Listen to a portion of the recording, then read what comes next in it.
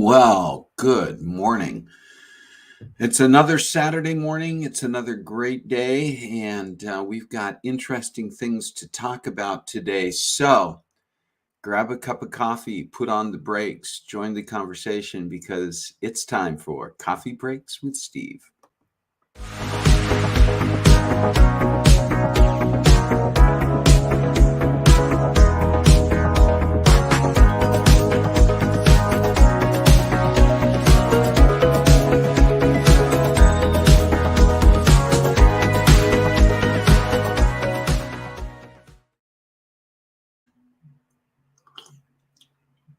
Wow, good morning. Welcome to Coffee Breaks with Steve. If you're tuning in live right now, it is 9:30, actually 9:31, almost 9:32 a.m. Pacific time. And it is Saturday, May 21st, 2022. It's a glorious day here in Spokane, Washington. The sky is blue. It looks like great weather. We're getting a little bit of the taste of spring weather. Still in that season where it goes back and forth, and we may get a little bit of rain, and it still gets chilly, but that's okay. It's a great day.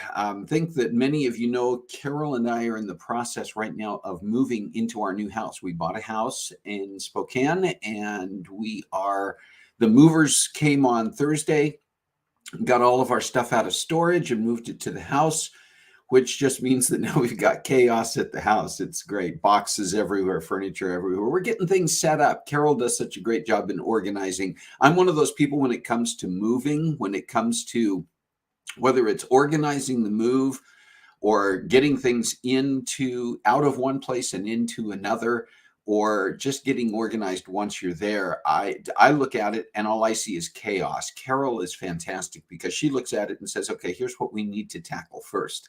So thank God for a wonderful wife who provides that and so many other blessings and strengths. But yeah, we're going to get there. It's all going to come together. So we're in that process right now. I always have told myself, every single time, tell me if this is you as well. Every single time that I go through a move from one place to another, I say, never again. Well, our real hope and prayer is that this is our forever home, the last place that we ever have to move into. So I don't know whether I want to jinx myself by saying never again, but I'm going to say not anytime soon, that's for sure.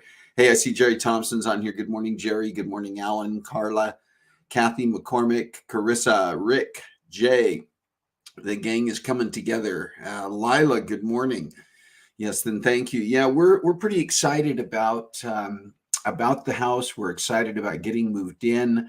The chaos right now, our bodies are tired, our brains are tired, our emotions are tired from going through this. We've been working like crazy for the last week and a half or so since we took possession of the house, but it's all well worth it. So we're going to keep plugging away at it, and it's just exciting time. So let's see. I'm glancing here at my screen because I'm looking to see. Hi, Jerry Zederval. I'm looking to see what we want to talk about in terms of special days this week. Today, and this is always on the third Saturday of May, is Armed Forces Day. We have Memorial Day. We have a variety of other days that are assigned or designed to recognize those in the military. And Armed Forces Day, I don't have all of the specifics in front of me, but if I recall, it was actually proposed in 1949 following World War II and was signed as a declaration, as a presidential declaration by President Truman in 1950. And it's a day to recognize all of the members of all of the branches of the armed forces. And so that's today.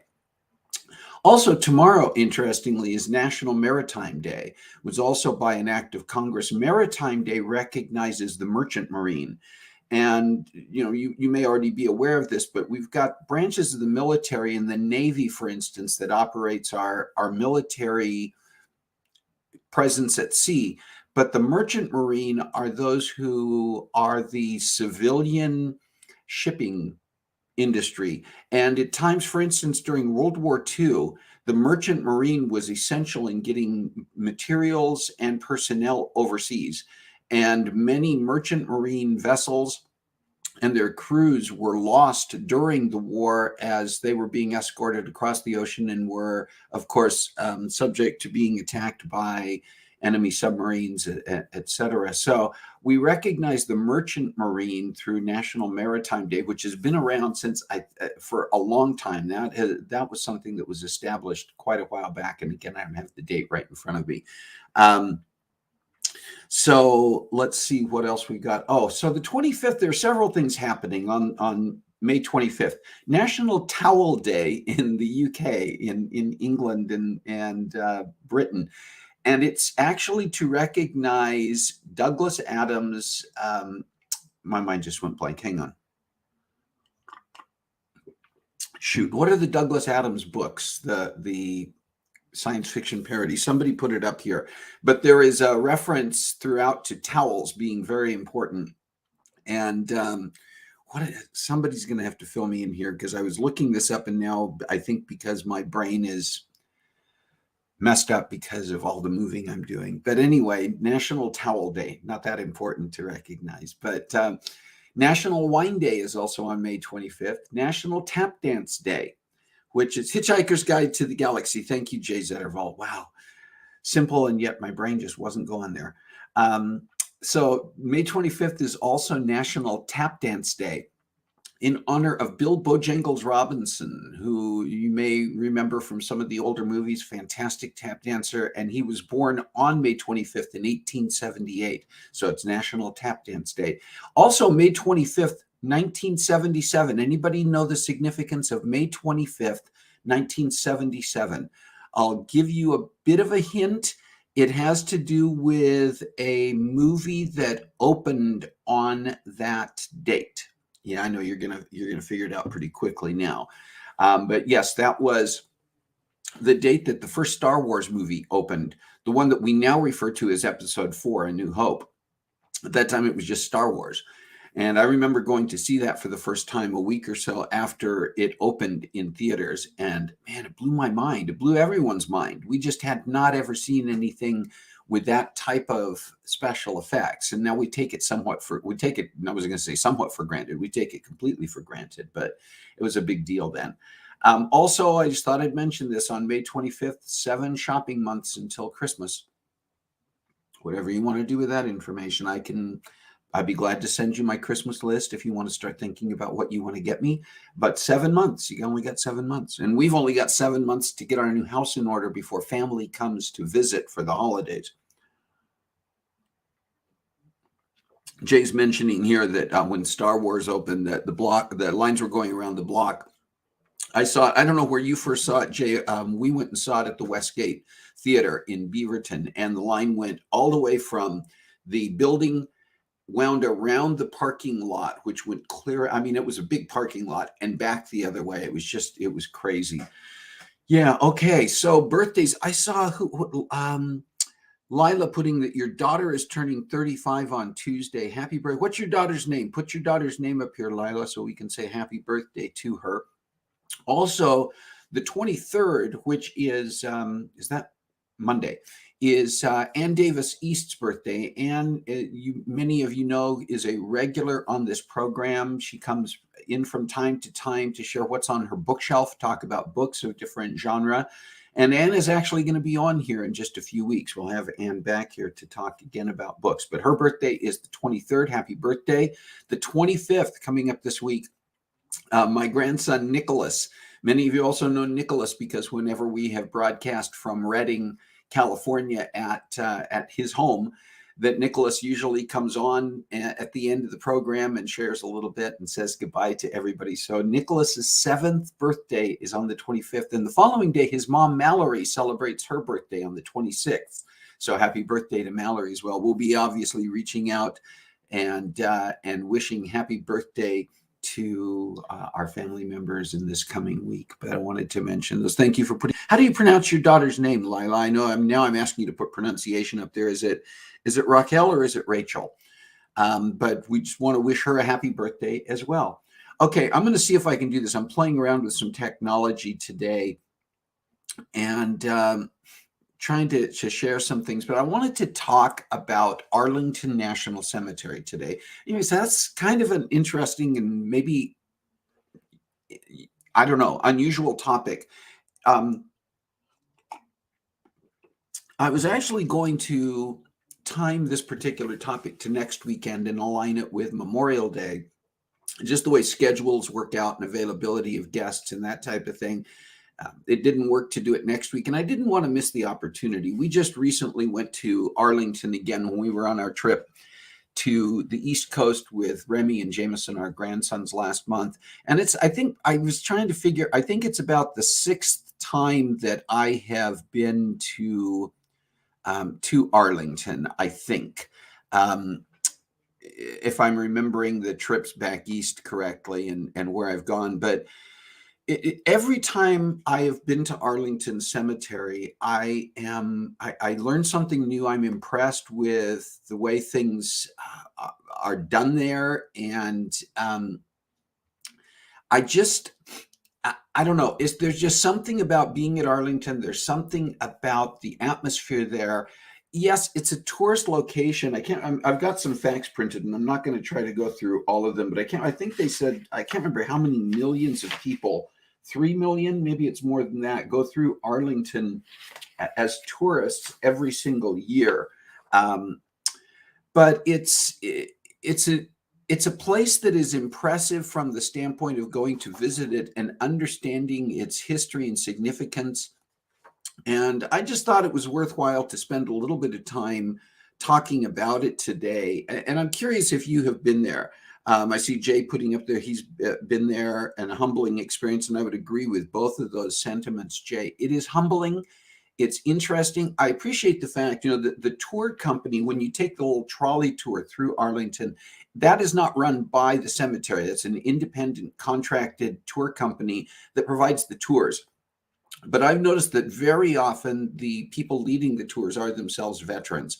And even those who aren't, there is a definite, they have certain rules that they have to follow and guidelines that are provided by the Arlington National Cemetery, but they treat it very much with respect. And there are several things. For instance, I don't know if you're aware that Arlington is still an active cemetery. They have as many as 30 funerals taking place every single day, every single weekday. It's a bit fewer on the weekends, but every day there are an average of 25 actual funerals taking place. One of the rules is if you happen to see a procession going by, whether it's cars or the horse-drawn catafalque, the rule is you don't take pictures. Do not take pictures of or video of those ceremonies in process. And I so appreciate that they do that. They remind throughout if they're, and the other thing is if you're on a tour and they become within voice range, because they're using microphones on those tours and loudspeakers to talk on the trolley tours, that if they come within sight of a funeral in process, they stop talking. It goes silent, and they ask everyone else to be silent as that's taking place out of respect. And it's just, to me, that's part of the aura, the majesty, the humble atmosphere that is Arlington. Is this active place, both from the standpoint of being a historical location, an active tourist location, and at the same time, it's still very much a place where very somber and emotional things are happening every day. And we'll talk a little bit more about that. But if you get the chance to go to Arlington, a little bit about the history. There is a big house that sits up at the top of the hill. You can see it from across the river in Washington, D.C. The Arlington was actually originally the estate of the grandson, the adopted grandson of George Washington, by the name of George Washington Parke Custis. And he was actually the grandson of George Washington's wife prior to marrying George Washington. So he was adopted. He was already, no, let me put it this way. Martha Custis's son was already born when she married George Washington. And so George adopted her son into the family. And this was his son who owned that property up there.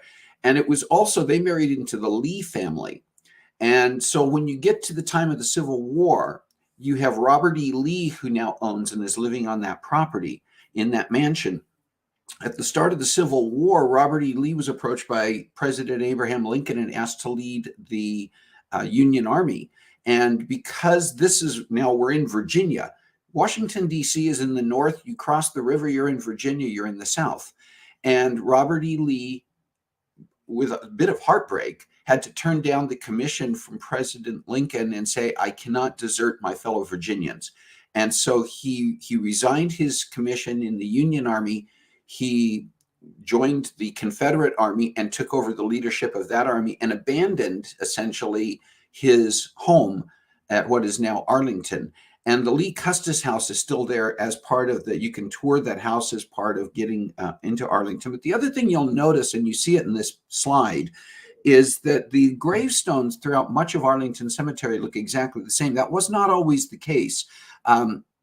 For many years, the grave markers were very individualized, and you see in certain sections, many of the older sections of Arlington, you see these grave markers that just it looks like art, really, in many ways, but very unique and specialized and customized grave markers. And then some years back, and again, I don't remember the exact on this, but they made a decision to do away with allowing for the customized grave markers. And now all the graves that are in the newer sections of Arlington and all the new graves that come in as people are buried look exactly the same.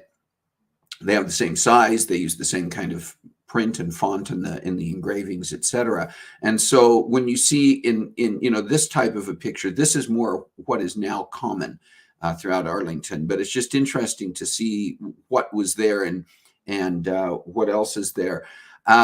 We had a chance. One of the big things that people want to see, one of the stops on the trolley tour. But Rick, the point that you're making there is a very interesting historical fact as well about the Supreme Court 1882 decision. People should read that. But the Kennedy gravesite, the Eternal Flame, when President Kennedy was assassinated in 1963, days later, he was buried at Arlington Cemetery. And by the way, that's unusual. In most cases, to be buried at Arlington Cemetery is a somewhat long process to arrange. Even important and famous people haven't necessarily been buried there the week after they died. Sometimes it's months that they are temporarily entombed or interred at one location and then moved to Arlington when that approval takes place. But President Kennedy was buried at Arlington. A temporary flame was put over his grave that was replaced by the flame that is now there, the Eternal Flame. And not only is President Kennedy buried at the site, his wife Jacqueline and their young son Patrick, who died right at birth, are buried there. His brothers, Bobby Kennedy, Robert Kennedy, and Ted Kennedy are buried nearby. There's just a little walk that you take off to the side to see their grave markers. And his brother, Joe Kennedy, who died during World War II, has a memorial marker, President Kennedy's brother. So and again, there are signs up as you approach here that request quiet silence as you come to these areas. They don't want to make it, while tourists come here, they don't want to make these places, these areas, a festival, a carnival atmosphere. They want to keep it very respectful, and I so appreciate that. But this is very humbling. We again had a chance. I don't have the pictures of Remy and Jameson standing here, but we took pictures of them at the site, and it's very humbling to be there. I've posted this picture before, and I think I posted it yesterday as part of the promo, and it's a picture that I personally took several years ago during one of our visits, and I just wanted to mention this because of the fact that we think of Arlington as being this massive tourist place, over 400,000 grave sites at Arlington of people, not only military personnel, their spouses who were buried there, POWs, who were buried there. There's even one entire section of former slaves in a freemen's area, because it was one of the first. It was an area that was actually occupied by freed slaves during World War II. I started to mention some of the history when Robert E. Lee abandoned this property. Within a short period of time, and again, I'm not going to give it verbatim. I could sit here and read things, and I'm probably going to miss a little bit of this. But they were looking for a place during the Civil War to be a burial ground for the many Union soldiers who died. And this ground had been confiscated by the U.S. government after Robert E. Lee abandoned it for a variety of reasons, including taxes that were owed and that type of thing. But they chose this site as that burial ground. They're actually an area where Confederate soldiers are also buried here. And there are just a variety of interesting things. You can go on their site. I'm not going to give you all the trivia. I don't have time to give you all the facts and all the trivia, but there's just so much. There's so much to learn about Arlington. And I mentioned the fact that while there are 400,000 people buried there, you have to stop and think about the fact, because it's still an active cemetery, that particularly for those who are alive right now, whose loved ones are buried there, it's very personal. During one of our trips to Washington, D.C. back in 2006, Carol and I went, and our son Christopher, who many of you know from this site as Moderator Cat, Christopher went with us, and we took a trip over to Arlington. And they mentioned, as we were arriving at one of the stops, they mentioned that there was a gravesite nearby that was relevant. We were there in 2006 at the 5th anniversary of 9/11. September 11th, 2001, we were there in that week in September in 2006, the 5th anniversary of 9/11. And so there was a lot happening throughout the Washington, D.C. area that week in commemoration of 9/11. And they mentioned a very relevant grave marker or grave location that was near where our trolley stopped. And Christopher and I walked down there, and we saw in the distance, we saw these people gathered around this grave marker, and there were some motorcycles parked on the roadway right there, and several of the people there were wearing motorcycle vests that had the American Airlines emblem on the back. So we just stood our distance. We stayed up at the road, and when those people came back up, these two people that you see in the picture were still down at the gravesite. And we knew from what they had told us on the trolley that this was the gravesite of Captain Burlingame, Charles Burlingame, who was the pilot of American Airlines Flight 77 that crashed into the Pentagon on 9/11. And we asked the people who came up to the motorcycles, we said, is it okay to go down there? And they said, yeah, I would be fine, but would you wait until the people down there leave? That's Captain Burlingame's brother and his brother's wife. And so the people you see in this picture at Charles Burlingame's gravesite are Captain Burlingame's brother and sister-in-law who were there. And so we stood our distance. I took this picture I didn't want to, I still wanted to be respectful, but to me it was a very moving moment. And it was a reminder that while we look at Arlington National Cemetery as this massive place that we come to see history, it's very personal, it's very relevant, it's very current for many, many people who come there. And I pull this picture up at least a few times a year just to remind myself that that's the case, that this isn't something that is just distant, that we need to remember how personal it is. So anyway, there's that moment. There are also memorials, a number of memorials there where people are not buried, but we have memorials up to commemorate them. For instance, right next to each other, right near each other in one spot are the memorial monuments to the crews of the space shuttles Challenger and Columbia. And there are a number of others in that area and throughout Arlington as well. And then one of the key things that people always want to stop and see is the changing of the guard at the Tomb of the Unknowns. I won't go into a lot of detail about this just because there is so much to talk about. But other than to say this is something, again, that is treated with a tremendous amount of respect. I am always awestruck when I'm there because of the care and everything that is taken. I'm looking up because I want to make sure I do get this correct.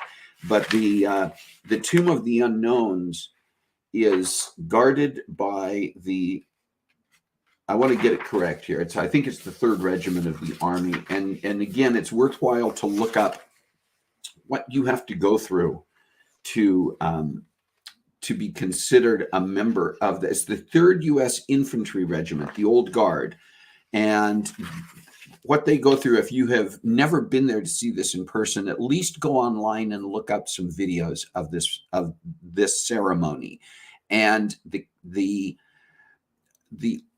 way they treat it with such respect and such precision and what they require of people there, not just during the changing of the guard ceremony, but if you're in that area watching and you start to make noise, the guard on that runway will stop and turn and tell you that this is a place of silence. And they always carry those rifles on the shoulder between that is facing where the audience would be. And it's to demonstrate that they are guarding that tomb. Those are actual rifles, those are actual M14s, and they are loaded, and they are guarding those tombs. And there's an entire history around that, which I don't have time to go into again today, just because there is so much to share. And the main thing that I wanted to do today in talking about Arlington was just to say, if you have never been there, and you have an opportunity to go to the Washington, D.C. area or anywhere in that region, you need to make that a priority. Carissa mentions the size is a bit shocking. I have that information here too about the number of acres that are there. And again, I'm not going to find it because I'm looking for it right now. I have several fact sheets here that I'm just completely overlooking and missing right now the details. But 624 acres. And I know that a couple of times I've been there, they've shown areas where they are continuing to expand the cemetery. But it's an amazing place. It is a tourist site, but it's so much more. And if you can't get there personally, go to their website. You can just do a Google search for Arlington National Cemetery. It'll take you to their site. You can find all kinds of information. You can look at videos. Yes, and I love the fact that you're putting up there, Rick, because I don't have time to put everything up here. By the way, I am going to put more information up, and we'll have more conversation around this on the roundtable, the Coffee Breaks with Steve roundtable site on Facebook. And so some of these additional details, Rick, I thank you for putting them up there.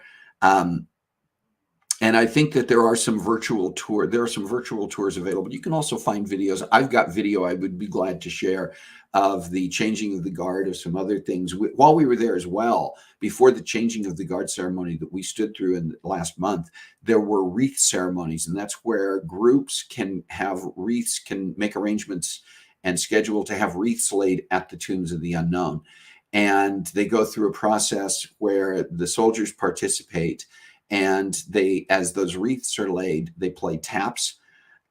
This is the other thing about going to Arlington. I dare you to go there and not get emotional. I dare you to stand through ceremonies like the changing of the guard, through the wreath ceremonies, to just stand in the majesty and the awe of that place and not get emotional.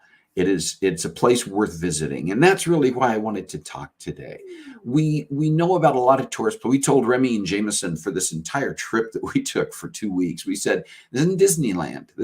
You're going to learn a lot. You're going to see a lot, some of which could be humbling.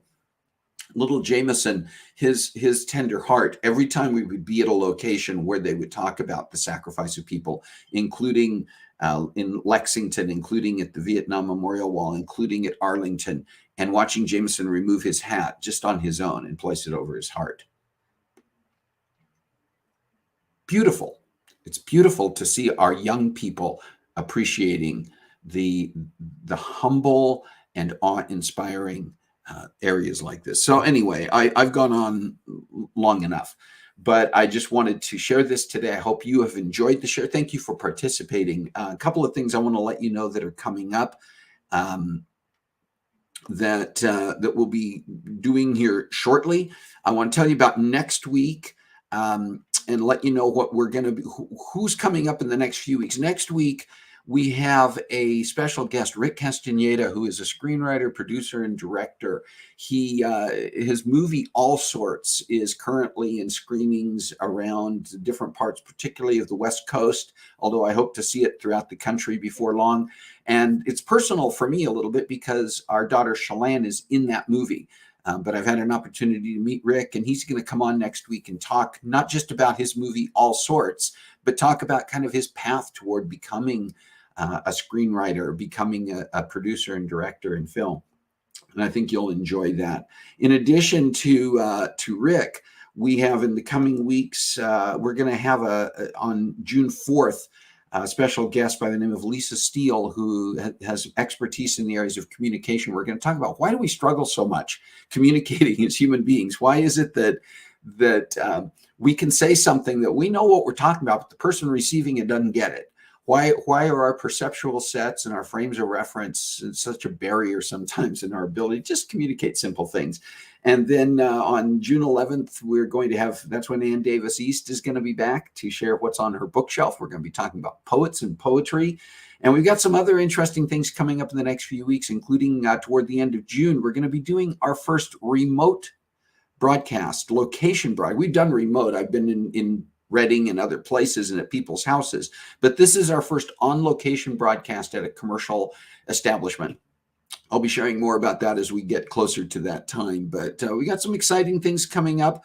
And thank you once again for being a part of this conversation. Thank you for being a part of the Coffee Breaks with Steve family. Remember to look on the roundtable in the next few days. We're going to be putting up more information, have more conversation about Arlington. There's so much that we just don't even have time to talk about here, but I do want to talk about it. And I want you to talk about it too, because many of you have your own experiences. Listen, got a great week ahead. I know it's going to be a busy one for us. I'm sure we're not the only ones, but as you go through this week, remember you got just this one life. You've only got this one opportunity to make your impact. So find a way to make a difference in your world this week. God bless you. Have a great week.